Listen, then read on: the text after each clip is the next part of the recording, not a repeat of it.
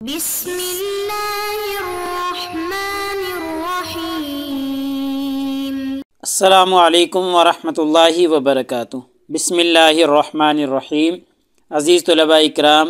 M اے اسلامیات کے مضمون فقہ و اصول الفقہ کا آج ہمارا سبق نمبر 199 ہے، جس کا عنوان ہے کتاب النکاح کا الباب الثانی، اور انشاءاللہ آج ہم وسبب اختلافہم سے پڑھیں گے۔ تو نیا سبق شروع کرنے سے پہلے ہم گزشتہ سبق کا خلاصہ دیکھتے ہیں۔ پچھلے سبق میں ہم نے سب سے پہلے عبارت کا ترجمہ اور عبارت کی مختصر تشریح پڑھی تھی، اور مختصر تشریح کے دوران ہم نے کچھ مسائل کو زیر بحث لانے کی کوشش کی تھی، جن میں ایک مسئلہ تھا کہ جو تفویض مہر اور تفویض نکاح کا جو مسئلہ تھا، چوتھا عنوان شروع کیا تھا، اور چوتھے عنوان کا جو موضوع تھا وہ تفویض مہر کا مسئلہ تھا۔ تو تفویض مہر کے مسئلے میں ہم نے دو اختلافی مسائل کو اجمالاً بیان کیا تھا کہ دو مسائل ہیں جن میں فقہا کا اختلاف ہے۔ ویسے تو اتفاقی مسئلہ مصنف نے پہلے بیان کر دیا تھا کہ جمہور کا یہ نظریہ ہے اور یہ کہنا ہے کہ جو مہر ہے، مہر کے بغیر بھی نکاح ہو جاتا ہے، یعنی مہر ابھی مقرر نہیں کیا اور نکاح ہو گیا تو اس پر اجماع ہے کہ جی نکاح ہو گیا، کیونکہ دلیل کے طور پر انہوں نے آیت مبارکہ بھی پیش کی تھی۔ لیکن مصنف کہہ رہے تھے دو مسائل میں اختلاف ہے، تو ان میں سے ایک مسئلہ ہم نے پہلا شروع کیا تھا جس کا میں اختلاف تھا فقہا کا، تو وہ دو اختلافی مسائل ہم نے اجمالاً دیکھے تھے، ایک کی تفصیل پڑھی تھی۔ تو پہلے کی ہم نے تفصیل دیکھ لی تھی اور اس میں فقہا کا اختلاف تھا، تو ہم نے اختلاف کی وضاحت کی تھی۔ تو انشاءاللہ آج کے اس سبق میں ہم سب سے پہلے عبارت کا ترجمہ اور عبارت کی مختصر تشریح دیکھیں گے، اور مختصر تشریح کے دوران ہم دیکھیں گے کہ اختلاف کا سبب کیا ہے۔ ہم نے پیچھے پڑھا تھا نا کہ اگر جب مہر کا مطالبہ کر دے عورت نکاح کے بعد، چونکہ پہلے تو مہر مقرر نہیں ہوا، نکاح کے بعد مطالبہ کر دے تو شوہر کو بغیر کسی اختیار کے مہر مثل دینا لازم ہوتا ہے۔ تو اس میں فقہا کا اختلاف تھا، تو اختلاف کی وضاحت ہم پچھلے سبق میں کر چکے، تو اختلاف کا سبب انشاءاللہ آج کے اس سبق میں ہم دیکھیں گے۔ ایسے ہی ایک اور مسئلہ مصنف اپنی طرف سے آج کی اس عبارت میں ذکر کریں گے، وہ مسئلہ ہے کہ ابتدا ہی میں طلاق دے دینا، یعنی بغیر مہر مقرر کیے نکاح ہو گیا، تو نکاح کے جواز میں تو کسی کا بھی اختلاف نہیں ہے، سب کہتے ہیں نکاح ٹھیک ہے، لیکن عورت نے ابھی مہر کا مطالبہ نہیں کیا، تو جب مہر کا مطالبہ نہیں کیا اور شوہر نے پہلے ہی مطالبے سے پہلے ہی اس کو طلاق دے دی، ابتداءً ہی طلاق دے دی، تو پھر اس کا کیا حکم ہے مصنف آج کی اس عبارت میں انشاءاللہ بیان کریں گے۔ تو اس مسئلے کی انشاءاللہ ہم وضاحت بھی کریں گے۔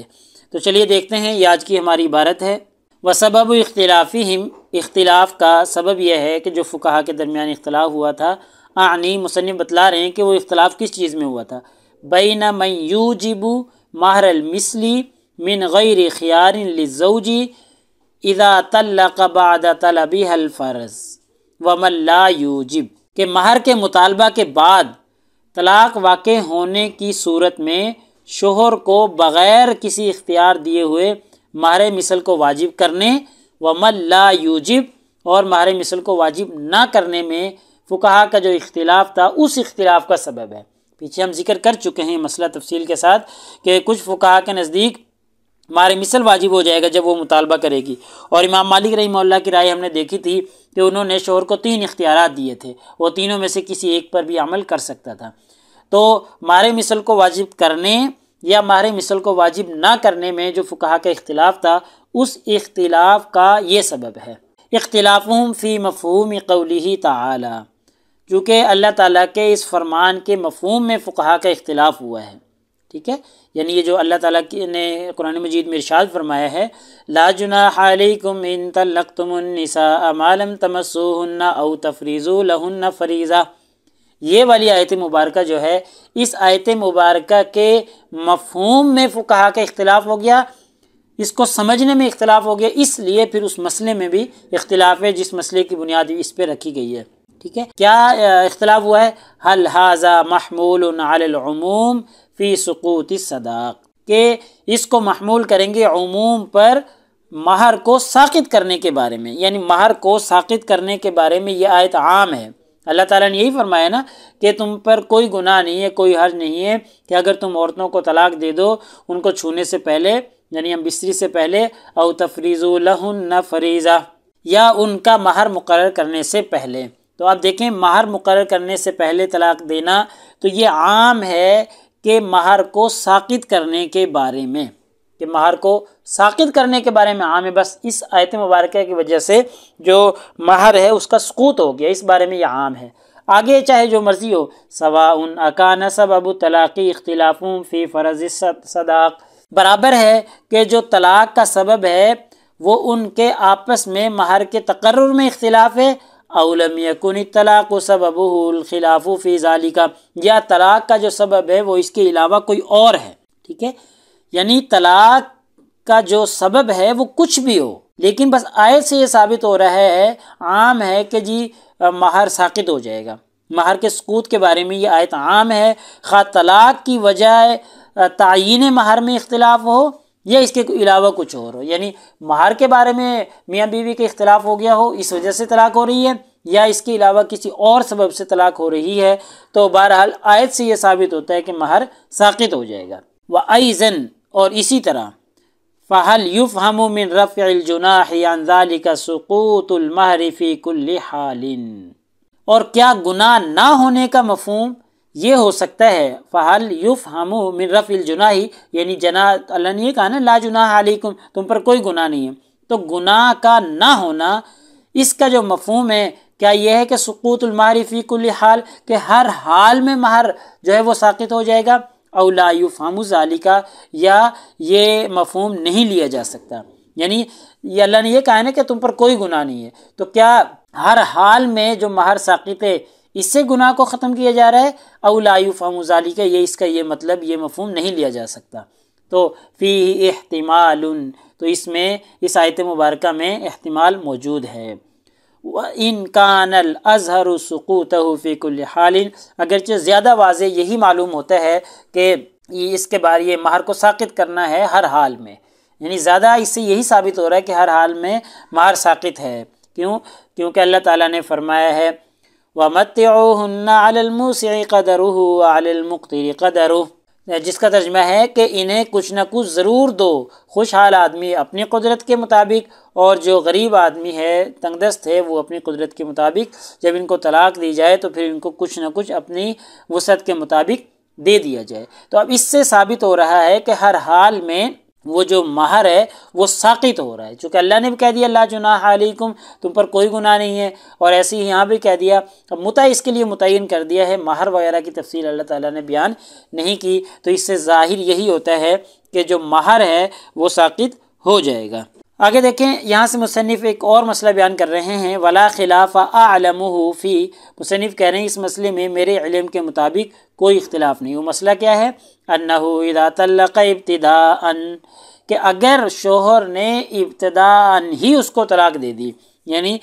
نکاح کے بعد ابھی اس نے مطالبہ نہیں کیا مہر کا، یا مہر کی تعیین کے بارے میں اختلاف نہیں ہوا، یعنی مہر کے بارے میں ابھی کوئی گفتگو نہیں ہوئی، اور اس سے پہلے ہی اس نے طلاق دے دی، لیکن یہ بات یاد رکھنی، یہ وہ صورت ہے کہ جب نکاح سے پہلے مہر متعین نہیں ہوا تھا،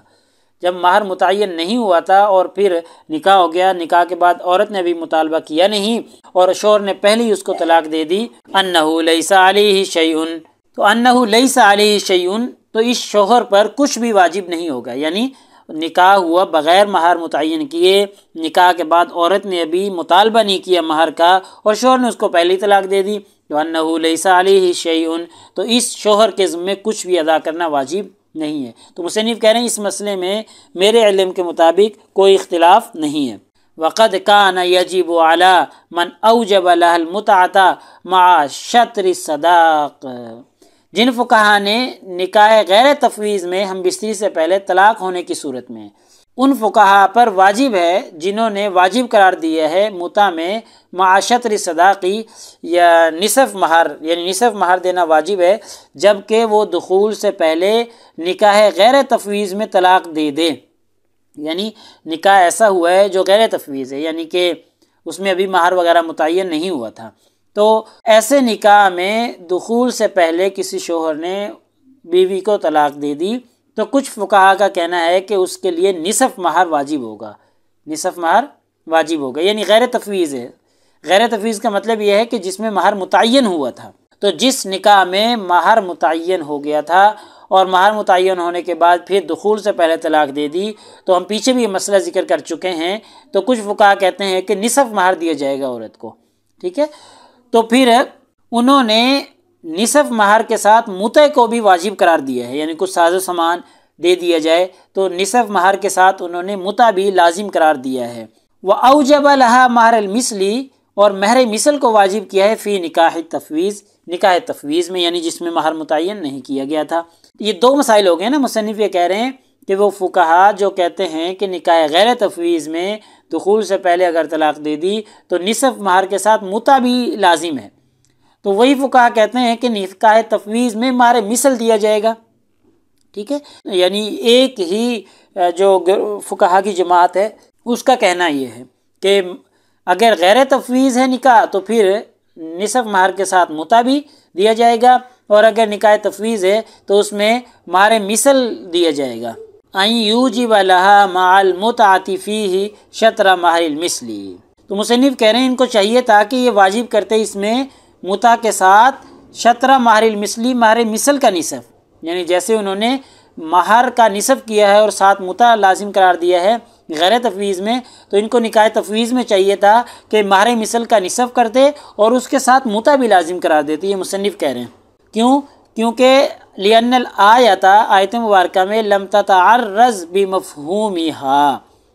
کیونکہ آیت مبارکہ میں نکاح تفویض میں مہر کو ساقط کرنے سے تعرض نہیں کیا، ٹھیک ہے۔ نکاح تفویض میں لِإِسْقَاطِ الصَّدَاقِ، مہر کو ساقط کرنے کا جو مفہوم ہے اس سے تعرض نہیں کیا گیا، تو اس لیے ان فقہا کو چاہیے تھا کہ جیسے وہ غیر تفویض میں نصف مہر اور متع قرار دیتے تھے، ایسے ہی نکاح تفویض میں ان کو چاہیے مہر مثل کا نصف قرار دیں اور ساتھ متع بھی لازمی قرار دیں، کیونکہ آیت میں جو نکاح تفویض کے بارے میں ہے جو مہر ہے اس کو ساقط کرنے سے اعراض نہیں کیا گیا، تعرض نہیں کیا گیا۔ وَإِنَّمَا تَعَرَّضَتْ لِإِبَاحَةِ الطَّلَاقِ قَبْلَ الْفَرْضِ، ہاں یہ بات تو ہے کہ وہ تو تعیین مہر سے پہلے طلاق کو مباح قرار دیتی ہے، کیونکہ مباح قرار دیتی ہے طلاق کو قبل الفرض، ہی تعیین سے پہلے، یعنی مہر کو متعین کرنے سے پہلے جو ہے وہ مباح قرار دیتی ہے۔ فَإِنْ كَانَ يُوجِبُ نِكَاحُ التَّفْوِيضِ مَهْرَ الْمِثْلِ، جب نکاح تفویض میں یہ فقہا کی جماعت مہر مثل کو واجب قرار دیتی ہے تو اذا طلبت فواجب ان ينشطر اذا وقع الطلاق، تو پھر ان سے مطالبہ کیا جائے گا کہ یہ مہر مثل کا نصف قرار دیں جب طلاق واقع ہوگی ہے، کما ينشطر فی المسمى، جیسا کہ یہ پچھلے مسئلے میں نصف مہر قرار دیتے تھے، یعنی جو متعین ہے اس کا نصف قرار دیتے تھے، ایسے ہی ادھر مہر مثل کا بھی نصف ہی قرار دیں اور ساتھ پھر متع بھی لازم قرار دیں۔ وَلِهَذَا قَالَ مَالِكٌ، اسی وجہ سے امام مالک رحمہ اللہ نے فرمایا ہے إِنَّهُ لَيْسَ يَلْزَمُ فِيهِ مَهْرُ الْمِثْلِ مَعَ خِيَارِ الزَّوْجِ، امام مالک نے اسی لیے فرمایا ہے کہ لَيْسَ يَلْزَمُ فِيهِ مَهْرُ الْمِثْلِ، مہر مثل اس پر لازم نہیں ہے، مع خیار الزوج، شوہر کو اختیار حاصل ہونے کے باوجود بھی۔ یہ پیچھے ہم نے جو تیسرا اختیار تھا جو امام مالک رحمہ اللہ نے شوہر کو 3 اختیارات دیے تھے، ان میں سے جو تیسرا اختیار تھا اس کی بات کی جا رہی ہے کہ شوہر کو اختیار حاصل ہونے کے باوجود بھی اس میں مہر مثل لازم نہیں ہوتا۔ تو لہٰذا آج کے ہماری سبق کا خلاصہ نکلا کہ آج کے اس سبق میں ہم نے سب سے پہلے عبارت کا ترجمہ اور عبارت کی مختصر تشریح دیکھی ہے، اور ساتھ ہی ہم نے اختلاف کا سبب بھی جاننے کی کوشش کی ہے کہ جو پہلا مسئلہ تھا اس کا اختلاف جو تھا وہ ہم پچھلے سبق میں کر چکے ہیں، آج کے اس سبق میں ہم نے اختلاف کا سبب پڑھا ہے۔ ایسے ہی مصنف نے ایک اور مسئلہ ذکر کیا ہے کہ ابتدائی میں اگر کسی نے اپنی بیوی کو طلاق دے دی، اس نے مطالبہ کیا نہیں، تو پھر کیا حکم ہے، وضاحت کے ساتھ ہم بیان کر چکے ہیں۔ تو پیپر میں پوچھے جانے والے سوالات سے متعلق اگر گفتگو کریں تو ایک سوال یہی ہے کہ جی مذکورہ عبارت کا ترجمہ اور تشریح کریں۔ ایسے ہی ایک سوال یہ ہے کہ نکاح تفویض میں مہر کے بارے میں فقہا کا اختلاف بیان کریں، تفصیل کے ساتھ ہم دیکھ چکے ہیں۔ تو اگلے سبق نمبر 200 میں انشاءاللہ ہم اسی ترتیب سے آگے چلیں گے، اور کتاب النکاح کا الباب الثانی جو ہمارا چل رہا ہے انشاءاللہ آگے ہم وقت تلفو من حاضر الباب سے پڑھیں گے۔ جزاکم اللہ خیر، السلام علیکم ورحمۃ اللہ وبرکاتہ۔ اگلے سبق تک اجازت چاہتا ہوں۔